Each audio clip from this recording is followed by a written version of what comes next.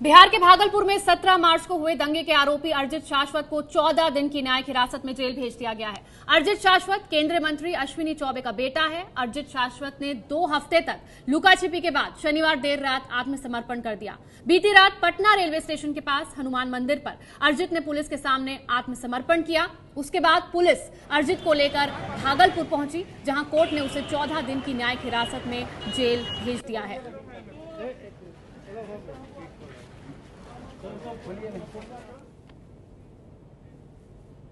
अर्जित शाश्वत के फरार रहने पर विपक्षी आरजेडी तो हमला बोल ही रही है। अब बीजेपी की सहयोगी जेडीयू में भी खटपट सुनाई देने लगी है। अर्जित शाश्वत के कानून के शिकंजे में आने के बाद जेडीयू ने कहा है कि ये उन लोगों को जवाब है जो अर्जित पर एफआईआर को रद्दी का टुकड़ा कह रहे थे। हम आपको याद दिला दें कि अर्जित के पिता और मोदी सरकार में मंत्री अश्विनी चौबे ने बेटे पर एफआईआर को रद्दी का टुकड़ा कहा था। बिहार के भागलपुर में जो घटना हुई वह दुखद घटना थी, लेकिन प्रशासनिक दबिश के चलते, चाहे वह कोई भी व्यक्ति हो, कितना बड़ा व्यक्ति का बेटा क्यों नहीं हो, आज उनको कानून के मकड़जाल में फंसना पड़ा। जो लोग ये दावा कर रहे थे कि एफआईआर ये रद्दी की टोकरी में है, उनको भी एफआईआर का एहसास हुआ। और आइए अब आपको सुनाते हैं कि अश्विनी चौबे ने बेटे पर एफआईआर दर्ज होने पर क्या कहा था। मैं कह रहा हूँ एफआईआर कुछ भी नहीं है, वो रद्दी का टुकड़ा नहीं है, वो पूरी तरह फेंकने के लायक है। वो कागज का पुलिंदा उन तमाम भ्रष्टाचारी पदाधिकारियों ने, वहां के नाथनगर थाना के जो इंस्पेक्टर है, उस पर कार्रवाई होनी। तो अश्विनी चौबे के इसी बयान के बाद जेडीयू अब कह रही है कि जिन लोगों ने इस एफआईआर को रद्दी का टुकड़ा कहा, आज उनकी जो गिरफ्तारी हुई है उसके बाद रिमांड पर जो भेजा गया है वो उन लोगों को जवाब है। आइए अब आपको सुनाते हैं अश्विनी चौबे ने बेटे पर एफआईआर दर्ज होने पर क्या कहा था।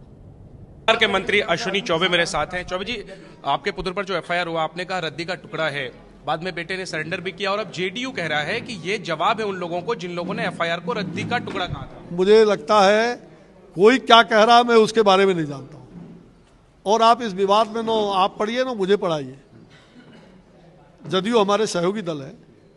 अब जानकारी के अभाव में कोई कुछ बोलता है तो उस पर हमें कुछ कहना नहीं है, लेकिन ये सत्य है कि वो एफआईआर दर्ज हुआ, उसके खिलाफ हाईकोर्ट में वहाँ दर्ज है। हाईकोर्ट में क्वेश्चन के लिए लोग गए कि ये एफआईआर से उसमें जो दर्ज है, एफआईआर में भी कहीं नहीं कहा गया है कि शोभा यात्रियों से कहीं झड़प हुआ है। कहीं झड़प नहीं हुआ है। शोभा यात्री अपना गंतव्य स्थान पर पुलिस के कस्टडी में गई है, और उसके बाद पुराने विवाद के कारण आपस में कुछ लोग उलझे, जिसमें एक विशेष संप्रदाय विशेष के गुंडे तत्व, वहाँ हिंदू मुसलमान में एकता बरकरार है और बरकरार रहेगी। ये भाईचारे के भावना को कुछ शरारती तत्व, कुछ राजनीतिक षड्यंत्र के तहत, और कुछ पुलिसकर्मी जो दोषी है, जिनके अंदर में इस प्रकार के अपराध पल पुल रहे, ऐसे लोगों पर निश्चित कार्रवाई होगी, उसकी जांच होगी, और इसलिए उसके निष्पक्ष जांच होगी। और मैं निष्पक्ष जांच की बात करता हूं कि चाहे जिस उच्च स्तरीय निष्पक्ष जांच हो करके कि भागलपुर में उस घटना के बाद किन लोगों ने यह कार्रवाई किया, वहां के स्थानीय विधायक की भूमिका संदिग्ध है, उसकी जांच होनी चाहिए मोबाइल की। वहां के पुलिसकर्मी जो खास करके इंस्पेक्टर हैं, उसके पूरी तरह से उन्होंने घटना को जिस प्रकार से ब्यौरा दिया, और उसके छत्र छाया में अपराधियों को संरक्षण है, ये वहां की जनता कह रही है। वहां की जनता कह रही है, आप जाइए, हजारों जनता कहेगी। लेकिन आपके वर्जन पर फिर कार्रवाई क्यों नहीं कर रही कार्रवाई है? होगी। सरकार तो आपकी है। कार्रवाई हो रही है, होगी कार्रवाई, आप चिंता मत कार्रवाई तो उल्टे आपके बेटे पर हो रही करिए। है। बेटे पर कार्रवाई हो रहा है तो निश्चित रूप से हमारी सरकार किसी को बख्शने वाली नहीं है।